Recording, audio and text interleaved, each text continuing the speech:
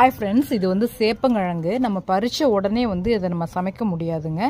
ஏன்னா வந்துட்டு நாக்கு தடிச்சுக்கும். அதனால் நான் அப்படியே வச்சுருந்தேன். பாருங்கள், முளைப்பு வந்திருக்கு.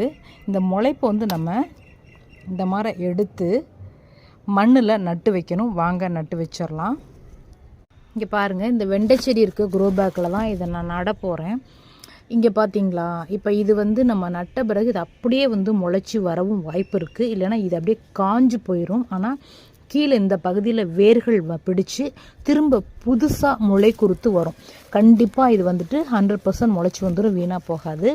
இந்த வெண்டை செடி க்ரோ பேக்கில் ஏன் நான் வந்து வைக்கிறேன் அப்படின்னு சொன்னால், கொஞ்ச நாளில் வெண்டை செடி காய்ச்சி முடிஞ்ச பிறகு வெண்டை செடியை பிடுங்கி போட்டுடலாம். அடுத்த பயிராக இந்த சேப்பங்கிழங்கு வந்துடும். இந்த பார்த்திங்களா, இந்த மாதிரி வச்சுட்டு மண்ணை போட்டு மூடி வச்சுருங்க.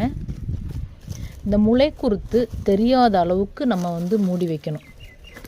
ஏன்னா வெயிலில் தெரிஞ்சுது அப்படின்னு சொன்னால் அது வந்து அப்படியே வந்து காஞ்சு போயிடும்.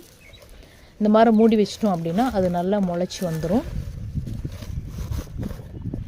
முளைச்சி வந்தால் எப்படி இருக்குன்னு பார்க்கலாம் வாங்க. இங்கே பாருங்கள், இந்த க்ரோ பேக்கில் சேப்பங்கிழங்கு ஏற்கனவே வந்திருக்கு பாருங்கள். இங்கே பாருங்கள், இதுதான் அந்த முளை குறுத்து. இதிலேருந்து நமக்கு அந்த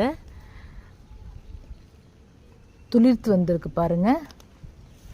இதுக்கு மொத்தமாக வந்துட்டு 3 தான் வரும். 1 2 3 வந்த பிறகு, அதாவது 3 கிளைகள் வரும். ஃபஸ்ட்டு முதல் கிளை வரும், வளர்ந்து பழுத்து வாடின பிறகு அடுத்த கிளை மேலே வரும். இதே மாதிரி 3 முறை வந்துருச்சு அப்படின்னா 3 இலையும் பழுத்த பிறகு நீங்கள் பறித்து பார்த்தீங்கன்னா கீழே வந்து கிழங்கு கிடைப்பாங்க. இந்த சேப்பங்கிழங்கு வளர்ச்சி உங்களுக்கு பிடிச்சிருக்கா? இந்த சேப்பங்கிழங்கு உங்கள் வீட்டில் வளர்த்துக்கிட்டு இருக்கீங்கன்னா கமெண்ட்டில் சொல்லுங்கள். வீடியோ பிடிச்சிருந்ததுன்னா லைக் பண்ணுங்கள். தொடர்ந்து வீடியோக்கள் பார்க்கணும் அப்படின்னு நினச்சிங்கன்னா சப்ஸ்கிரைப் பண்ணி பெல் பட்டனை கிளிக் பண்ணுங்கள். தேங்க்யூ. Good day.